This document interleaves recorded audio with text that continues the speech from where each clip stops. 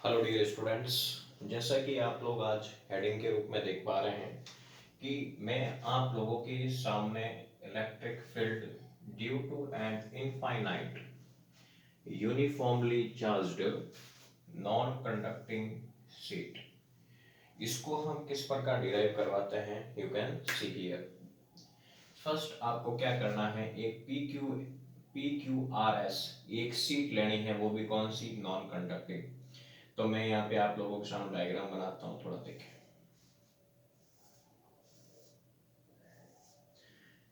जिसको मैंने यहाँ पे क्या नाम दे दिया, पी क्यू आर, और क्या नाम दे दिया, एस। और इसमें मैंने ये भी बताया है कि यह एक नॉन कंडक्टिंग है। क्या है यहाँ पे, नॉन कंडक्टिंग सीट है। तो नॉन कंडक्टिंग सीट के अंदर दोस्तों क्या होता है, चार्ज इस सीट के अंदर डिस्ट्रीब्यूट होता है। क्या होता है यहाँ पे, डिस्ट्रीब्यूट होता है।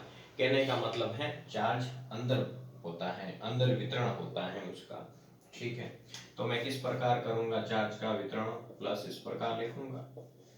यहाँ तक आप लोगों को दिक्कत नहीं होनी चाहिए, बिल्कुल। फिर इसके बाद में हम क्या करेंगे, जब भी हम एक सरफेस शीट की बात करें, एक नॉन कंडक्टिंग शीट की बात करें, तो गाउस लॉ के अकॉर्डिंग हम एक सिलेंड्रिकल गाउसियन सरफेस इमेजिन करते हैं, इसके ऊपर बनाते हैं। तो मैं कैसे बनाऊंगा, थोड़ा ध्यान से समझो, देखो। तो मैं क्या करूंगा, यहाँ पे बिल्कुल इस प्रकार लेते हुए एक सिलेंड्रिकल शेप बना दूंगा।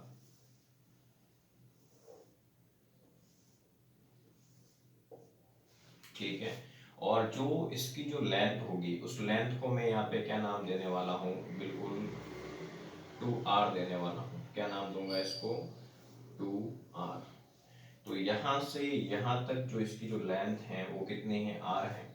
फिर इसके बाद यहाँ से यहाँ तक जो लेंथ है वो कितनी है दोस्तों, r है। यहाँ तक आप में से किसी को दिक्कत नहीं होनी चाहिए, ठीक है, बढ़िया दिख रहा होगा आप सभी लोगों को। अब इसके बाद में जैसा कि गाउस ने बताया है कि एक जो सिलेंड्रिकल जो शेप होता है उसको हम 3 पार्ट्स में डिवाइड करते हैं। कितने पार्ट्स में डिवाइड करते हैं, 3 पार्ट्स में। 3 पार्ट्स में क्या करेंगे, उसको डिवाइड करेंगे। फर्स्ट इसको मान लेते हैं S1, ठीक है। इसको क्या मान लेते हैं हम यहाँ पे, S2, और तीसरा मान लेते हैं इसको S3। ठीक है, यहाँ पे किसी को दिक्कत नहीं होनी चाहिए। अब इसके बाद क्या है, मुझे यदि यहाँ पे कुछ एंगल्स को लेना है, यहाँ पे मान लो मैं क्या करूँगा, मुझे इसके ऊपर मान लो कि मैं यहाँ पे डायरेक्शन देखूँ, पहले S1 के अकॉर्डिंग ले लेते हैं। तो इलेक्ट्रिक फील्ड यहाँ पे है जिसके परपेंडिकुलर यू इस प्रकार जाएगा। तो इलेक्ट्रिक फील्ड की जो डायरेक्शन रह जाएगी वो कितनी रह जाएगी, यहाँ पे इस प्रकार यू, ठीक। और यहाँ पे यदि यदि मैं यहाँ पे एरिया वेक्टर कंसीडर करूं, तो एरिया वेक्टर की भी जो डायरेक्शन है वो इसके परपेंडिकुलर हो जाएगा, जिसको हम ds वेक्टर कहते हैं। क्या कहते हैं यहाँ पे, ds वेक्टर। तो कुल मिला के बात यह है, E और ds के जो बीच में है, जो एंगल कंडक्ट किया जा रहा है यहाँ पे, वो एंगल कितना हो जाएगा, theta is equal to 0 degree. कितना हो जाएगा दोस्तों, 0। अब इसके बाद में यदि मैं S2 के अकॉर्डिंग देखूं, तो इलेक्ट्रिक फील्ड इंटेंसिटी की जो डायरेक्शन है वो इसके परपेंडिकुलर यानी कि इससे थोड़ा फर्दर हो जाएगा यहाँ पे इस प्रकार, ठीक।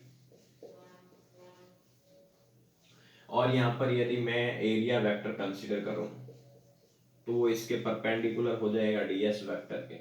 तो थीटा जो बन रहा है मेरे पास वो कितना बनेगा दोस्तों, 0 डिग्री। कितना बन जाएगा यहाँ पे, 0। यहाँ पे किसी को दिक्कत नहीं होनी चाहिए। अब बात आ रही है थर्ड सरफेस की। तो थर्ड सरफेस पे मान लो कि जो इलेक्ट्रिक फील्ड इंटेंसिटी है, जो उसकी जो डायरेक्शन है वो यूं ही रहेगी, ठीक। तो ये यूं हो जाएगा, और जो अल्पांश हम लेते हैं यहाँ पे एरिया वेक्टर के रूप में, वो इसको मैं यहाँ पे कंसीडर करूं, तो ये इसके परपेंडिकुलर हो जाएगा। तो यहाँ पे जो थीटा आ रहा है वो कितना आ जाएगा, 90। कितना आ जाएगा यहाँ पे, 90।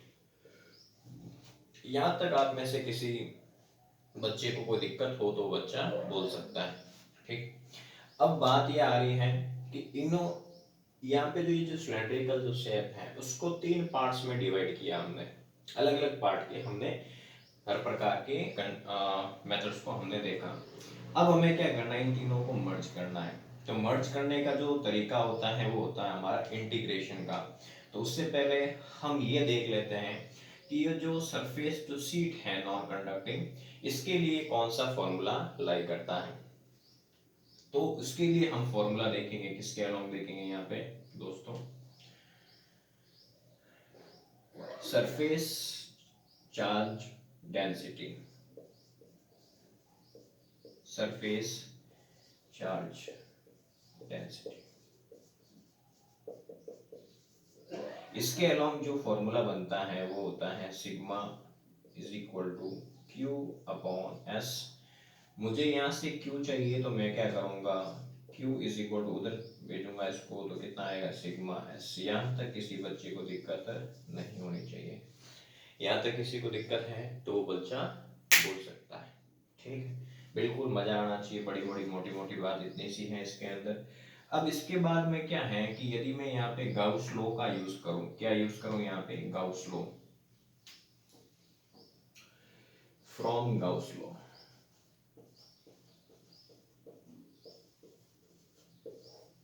अब भाई साहब गाउस क्या कहता है यहाँ पे, गाउस बहुत ही अच्छी बात कहता है, क्या कहता है यहाँ पे, थोड़ा ध्यान से समझे। तो गाउस बंद पृष्ठ के अकॉर्डिंग, क्लोज सरफेस के according E vector dot ds vector is equal to sigma Q upon epsilon naught, इस प्रकार का एक फॉर्मूला देता है, आपको पढ़ाई पता ही होगा, गाउस लॉ का थर्ड स्टेटमेंट, ये हम इसके अंदर यूज करेंगे। लेकिन यहाँ पे हम आगे इसको अलग अलग पार्ट्स में कंसिडर करते हुए चलेंगे, क्योंकि यहाँ पे सभी पार्ट अलग अलग हैं और क्लोज्ड नहीं रहेगा उसके अंदर, ये ध्यान रखना है।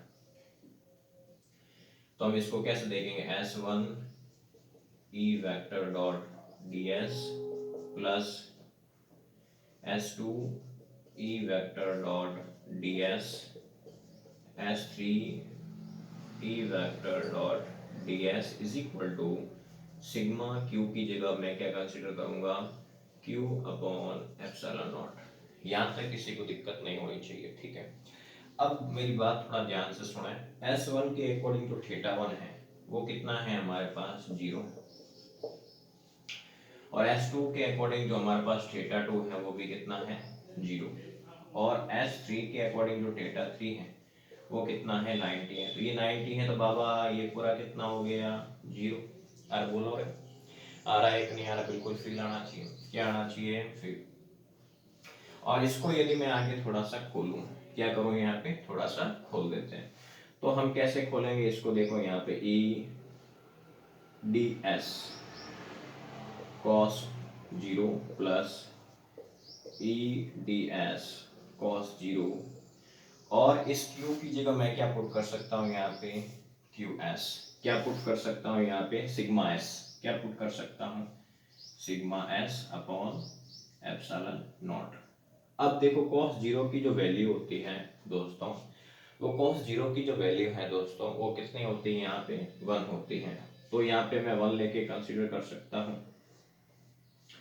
और आपको पता ही है इसके बाद में जो e और जो ds होता है, ds का जो इंटीग्रेशन होगा, क्या होगा यहाँ पे इंटीग्रेशन, वो क्या होता है यहाँ पे, वो s होता है, ठीक है। तो मैं यहाँ पे क्या लिखूंगा, E S plus E S is equal to sigma S upon epsilon, दोनों को मर्ज करो, sigma S upon epsilon naught, S S बची 2 मल्टीप्लाई में है, कहाँ चला जाएगा डिवाइड के अंदर। तो हम क्या करेंगे यहाँ पे E is equal to sigma upon 2 epsilon naught. यदि मैं इसको वेक्टर फॉर्म में भी कन्वर्ट करूं, तो वेक्टर फॉर्म में कन्वर्ट करने का सबसे इजी मेथड रहेगा E vector is equal to sigma upon 2 epsilon naught r cap. यहाँ तक आप लोगों को फील आया कि नहीं आया, ये मुझे कमेंट बॉक्स में बता दें। अब इसका जो एक ग्राफ है, वो ग्राफ कैसे बनता है, नॉर्मल वे में ये इस प्रकार बनता है, यहाँ पे ये थोड़ा ध्यान रखना, ये ग्राफ होता है इसका, ठीक है, ये आपको ध्यान रखना है। तो दोस्तों आपको इसके अंदर कोई दिक्कत हो तो आप लोग मुझे कमेंट बॉक्स के अंदर बता सकते हैं। धन्यवाद।